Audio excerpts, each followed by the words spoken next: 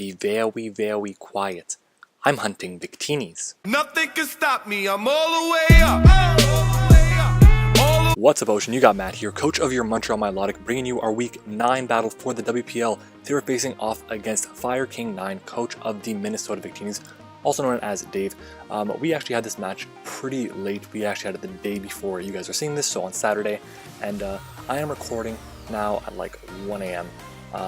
I'm trying to be as quiet as possible, so I'm sorry if I can't get as intense and as involved as I'd like to be, but we actually decided to bring a very cool team. So if we win this matchup, we actually clinch playoffs, just because the rest of the matches, like we would basically clinch the first place in our division, because Dave is second place. I believe he's 4-4, and if he goes 4-5 after this week, then the best he can do is have 7 wins, and we already have 7 wins. Would have beaten him twice, and at the same time, no one else would be able to have more than 7, because no one else would be able to have at least 7, because they're just, I don't know, it's just the way the schedules work out, because everyone who's in my division is playing each other, so it makes it much easier for us to be able to make playoffs if we pick up this win. So anyways, make sure to answer the common question of the day, which is who has the advantage in the rematch, which is, so in a rematch situation, mine is a, this game is a rematch. What is going on? What? It's 1 in the morning. Yeah, I'm tired. What the hell? Anyways, this match is a rematch situation. We were the winner last time, and he ended up losing that game.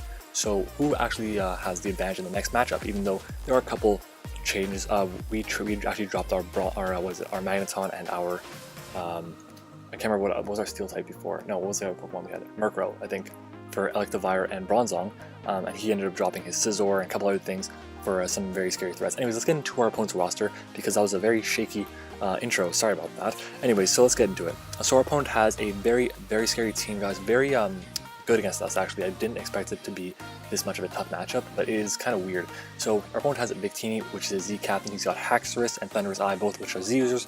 Blastoise, Umbreon, Miltank, Rhydon, Mega Venusaur, Florges, Cofagrigus, and Steelix. Well, we have Naganadel with Z moves.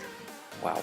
Arcanine, which is Z captain, Vaporeon, Heracross, Ditto, Electivire, Megalodias, Landorus-T with Z moves, Slurpuff, Bronzong, and Lycanroc Dust. Let's get into the roster that we brought. So to start off, we brought Azazel here on Naganadel. It's the exact same Naganadel that I brought last time against him, which is enough speed to outspeed, I believe, his fastest Pokemon, which is his, I believe it's the, what is it called? Thunderous Incarnate. I also have the Lunberry to get rid of potential paralysis, whatever. But we also have Massive Plot, Air Slash to deal with the Mega Venusaur. We then have Flamethrower and Dragon Pulse. We don't need Sludge Wave this week, and yeah, the only once the Umbreon gets like whittled down, this set just wins, especially we get the +1. So that's that. Or +2 with +1 speed, because we're boosting speed this week.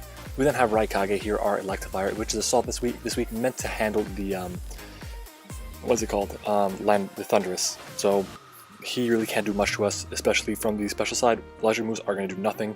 The like Dark Pulse will do very little because we have Assault Vest. Anyways, we are Power Punch, Key Punch, Earthquake, and Hidden Power Grass. Hidden Power Grass for the Rhydon.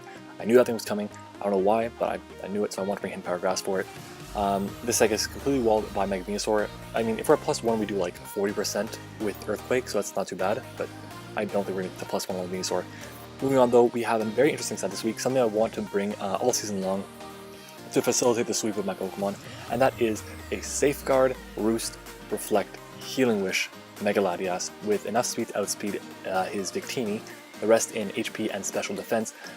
Safeguard is there, so we aren't dealing with status from the potential Umbreon or even the Thunderous. So that's basically why that's there. But it's a great set this week. Hopefully, we can put in a lot of work just in terms of supporting our team. We then have Herahorde here, which is our Guts, Flame Orb, Heracross, Swords Dance, Air Release, Close Combat, Earthquake. Same spread as last week. I just replaced, I believe, Knockoff for Swords Dance because I couldn't really break his Rhydon, and at +2, let's say we somehow outspeed everything else team. Let's say I ran Tailwind this week.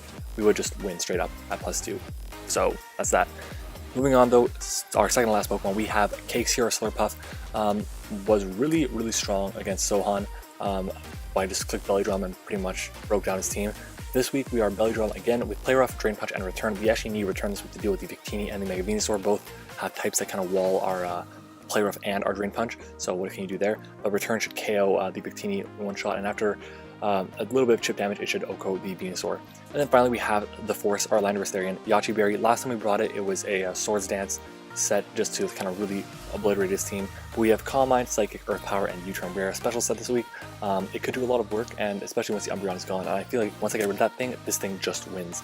So let's get into the battle, guys, because I've been talking long enough. So I lead off with my, I believe, my Landorus here, just so I can U-turn out. And he ends up leading with the Umbreon, which is kind of surprising. So I'm going to U-turn out and go straight into my Heracross. I thought he was going to switch out, predicting the, well, Earth ground move, but he goes for the foul play. That's fine by me. My Flame Orb activates, and I'm going to go for the Swords Dance right here. We don't live the foul play, but I didn't think he was going to go for that. So I go for the Swords Dance, and now he's at, basically something dies here. So I go for the Earthquake, predicting the incoming Kovac. It does come in. We, well, thankfully, I have a move that doesn't hit it, so Mummy doesn't activate. Go for the second Earthquake, and Heracross picks up a kill quickly into the match. He then sends out his Victini, and I'm debating switching out, but I can't. I mean, this thing could do a lot of damage to my team, so I stay in and I stack it off. Go with my Latias here. I'm going to click the Safeguard, or the Reflect, I believe. Yeah, Reflect, and then I'm going to click the Safeguard now, as I'm predicting him to go for the Toxic, and he actually does go for the Toxic. So I'm going to switch out now and go straight into Slurpuff here. As he goes for the foul play, that is nothing. I can set it for free on this thing, and this is going to be amazing. So I go for the Belly Drum here. As he sends his Victini, we get our Unburden from our Citrus Berry, and right here we will be able to sweep his team. So I go for the turn, take this thing out, 100% awesome, and then he will send in his Rhydon here. I go for the Drain Punch. This should do like 80%. That's 60%, my bad. It would get back to full, but he goes for the Roar, and so it's great prep on his part. I was kind of hoping he would go for the Earthquake. Anyways, he roars me out into his, into my Latias, so I just go back into my Slurpuff and click Play Rough here on the incoming Landorus-T, and this does like 60%, that's awesome. He then takes us out. I was debating switching out into my Electivire, but I just felt like it wasn't the smart play in case he wanted to go for the Dark Pulse. I go for the Power Punch here, and I realize now, okay, I'm going to do nothing to this thing, so I switch out and go into my Latias here. As he will go for the Sludge Bomb, and he actually poisons us here, so it really does suck. But I can now go for my Reflect, I believe, and then my Safeguard. Or no, Safeguard and then Reflect, sorry. So I go for that Safeguard, and I'll go for the Reflect as he goes for the Wish, and I'm like, oh crap, just don't go into Rhydon, don't go into Rhydon. He goes into Rhydon, as I go for the Healing Wish, and I go straight into now, I have to go into my my Landorus. I'm thinking this game is over, there's no way he's going to let me set up with my NaganaBROKEN, it's impossible. And he actually goes for the Roar now, and he roars us out into our NaganaBROKEN, and he for some reason switches out on my Dragon Pulse, and that is pretty good for me because now this thing is set up for me.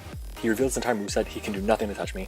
Look at little Foul Play does under Reflect, it's going to do like double that in without it, so I can get to +4 now, and I want to get to +6, but I realized my calc said that I cannot OHKO this thing at +6, which is insane if he's max special defense, which is that's bonkers, whatever. So I go for just to get to +4, I go for the Dragon Pulse. Now even if he has Scarf, Thunderous-Eye, we will guarantee KO him. So I go for the Air Slash on this incoming Venusaur, that takes him out for sure. He then will send in his, I believe his Rhydon? Yeah, his Rhydon. This goes down to the Dragon Pulse, and now we are basically going to be able to sweep with our NaganaBROKEN. This is awesome, NaganaBROKEN picking up 4 kills late in the season. It really hasn't done much in terms of just picking up kills, but it's been really good just for scaring prep for our opponents. So hopefully we can continue on our hot streak. We are now 7 wins, 2 losses. We have clinched the playoffs, which is awesome. GG to our opponents. Make sure you go check out his channel. It will be linked in the description, as well as the rest of the WPL coaches. Thank you guys so much for watching this video. I hope you enjoyed it. If you did, make sure to smash the like button and subscribe if you haven't already. We just surpassed 200 subscribers, so thank you guys so much. Really, guys, it's an amazing accomplishment, and I'm so happy that that you guys are here along for the ride with me. So again, thank you guys so much. I hope you enjoyed the video, and I will see you all next time.